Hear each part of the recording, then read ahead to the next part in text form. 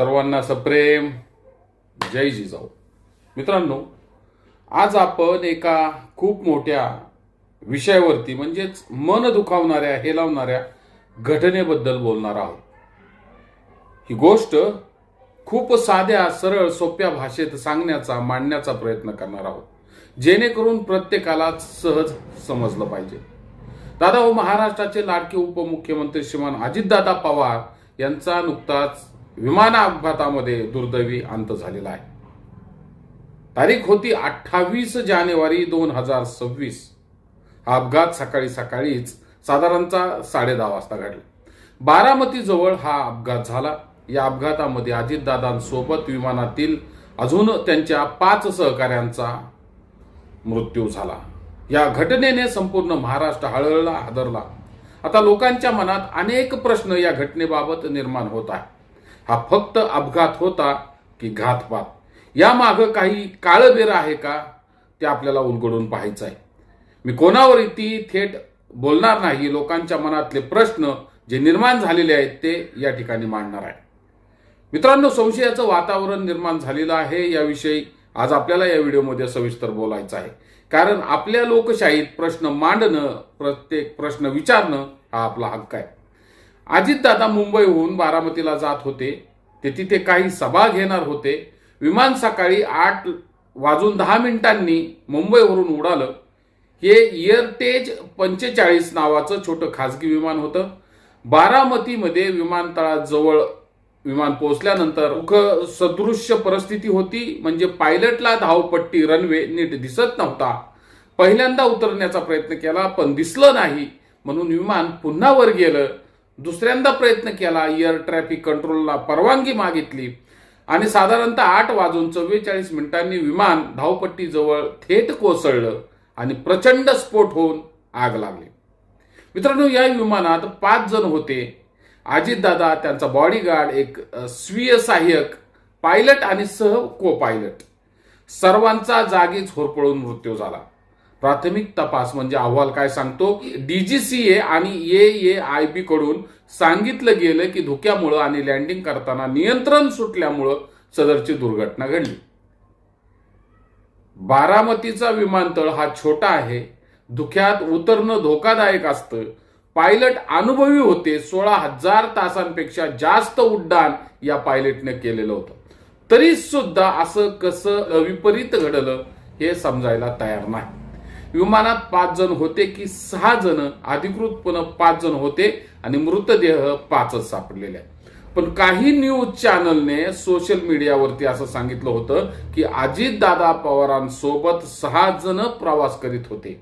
मग प्रश्न असा निर्माण होतो की 1 जण कुठं गायब झालेला आहे. यावरती मोठ्या प्रमाणात महाराष्ट्रामध्ये चर्चांना उलटसुलट उधाण आलेलं आहे. काही व्हिडिओमध्ये विमानाचे अनेक स्फोट झालेले दिसतात. अजितदादा पवार यांचे पुतणे रोहितदादा पवार असं म्हणतात. आज तो रोहित सिंग आणि हीच ती VSR कंपनी ज्याच्या दादांचा त्याच्यामध्ये घातपात नाहीतर ॲक्सिडेंट तिथं झालेला. एवढा मोठा योगा कसा होऊ शकतो? बळीचा बकरा आपण पायलटला करून मोकळं होऊन जायचं, अशी भूमिका कदाचित VK सिंगची तिथं असावी. मी प्रफुल्ल पटलांना त्या ठिकाणी विनंती केलेली की तुम्ही जर अजितदादांच्या एवढं जवळ असाल आणि तुम्ही त्या पार्टीला, त्या लग्नाला होताच, पण लोकांसमोर येऊन जरा नावं तर सांगा त्या पार्टीमध्ये त्या ठिकाणी कोण होतं. आमदार रोहित पवारांनी दिल्लीत समाजवादी पार्टीचे नेते अखिलेश यादव यांची भेट घेतली. या भेटीत त्यांनी अजित पवार यांच्या विमान अपघाताबाबतचे मुद्दे संसदेत उपस्थित करण्याबाबत चर्चा केली. या भेटीनंतर पत्रकारांसोबत संवाद साधताना रोहित पवारांनी VSR कंपनीच्या भूमिकेवर संशय व्यक्त केला. अपघातात पायलटला बळीचा बकरा बनवण्याचा प्रयत्न केला जात आहे.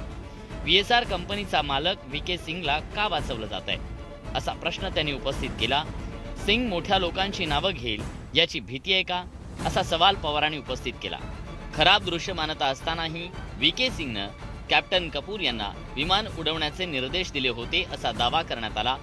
अजितदादांचं विमान पडलं की पाडलं याचं उत्तर हवंय, असा मुद्दा रोहित पवारांनी मांडला. शिंदेंच्या शिवसेनेतले लोक मला पाठिंबा देतात तर भाजपच्या नेत्यांकडून विरोध होतोय, याकडे त्यांनी लक्ष वेधलं. अभिनेता सुशांत सिंगच्या मृत्यूचा मुद्दा तत्कालीन विरोधकांनी 2च दिवसात स्वीकारला होता याची आठवण करून देत रोहित पवारांनी पिंकी माळीच्या कुटुंबाला धमकी आल्याची माहिती दिली आहे. हाच तो रोहित सिंग, हाच तो VK सिंग, ज्यांची VSR नावाची कंपनी जी 2023ला एकनाथ शिंदे साहेबांना डावोसला घेऊन जात असताना खूप मोठी चूक त्यांच्या तिथं झाली होती.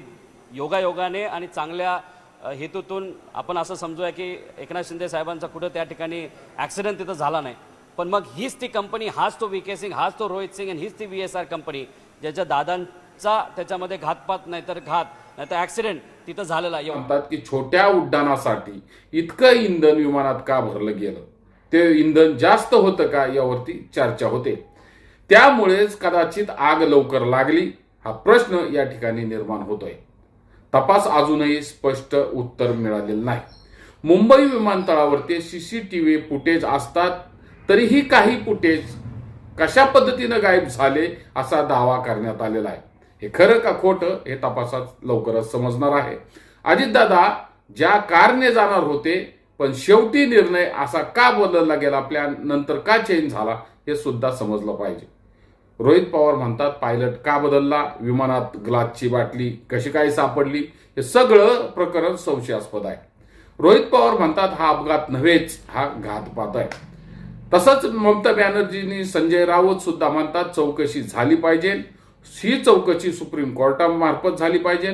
परंतु शरद पवार साहेब म्हणतात, अजितदादांचे जे काका आहेत ते असं म्हणतात की हा अपघात आहे, याच्यावर राजकारण करू नका. AIB आणि DGCA तपास करत आहे. धुके नियमांचं उल्लंघन करतं की नियंत्रण सुटलं, पूर्णपणे अहवाल अजून यायचा आहे. रोहित पवार म्हणतात स्वतंत्र चौकशी झाली पाहिजे, ती CBI मार्फत करा किंवा उच्च न्यायालयानं हे कामकाज पाहावं. परंतु प्रश्न असा निर्माण होतोय की BJPचे नेते यावरती का बोलायला तयार नाहीत, असं काही लोक आता स्पष्टपणे बोलू लागले. सोशल मीडियावरती 2 भाग झालेले आहेत. काही जण म्हणतात अपघात झाला, अफवा पसरू नका, तर इतर म्हणतात ही साजिश आहे, ही घातपात आहे, सत्य बाहेर यावं. बारामतीत या घटनेची निदर्शनं सुद्धा झाली. काही वृत्तपत्र जसे की India TV, times of India म्हणतात की धुकं आणि तांत्रिक या सर्वांची चूक आहे. रिपब्लिक डे आणि हिंदुस्तान टाइम म्हणतात ही एक साजिश आहे, हे थिअरींवरती आधारित आहे. 3 शक्यता यामध्ये सांगितल्या जातात. एकतर विमान स्टॉल झालं, इंजन फेल झालं किंवा धावपट्टी उशिरा दिसली. या 3 घटनेवरती या अपघाताचं कारण अवलंबून आहे. आता तुम्हालाच मी या व्हिडिओच्या माध्यमातून थेट प्रश्न विचारतो की तुमचं मत काय आहे, हा दुर्दैवी अपघात होता की अजून काही, कमेंटमध्ये सांगायला विसरू नका. अपघात की घातपात का अजून दुसरंच काय. मित्रांनो, व्हिडिओ आवडल्यास लाईक करा, शेअर करा. चॅनलला सबस्क्राईब केलं नसेल चॅनल सबस्क्राईब करा. बारामती विमान अपघात या विषयावरती चर्चा करा. आपण या असेच विषय घेऊन पुढच्या व्हिडिओमध्ये नक्कीच भेटूया. तत्वता थांबतो, आपली रजा घेतो. धन्यवाद. जय जिजाऊ, जय शिवराय मित्रांनो.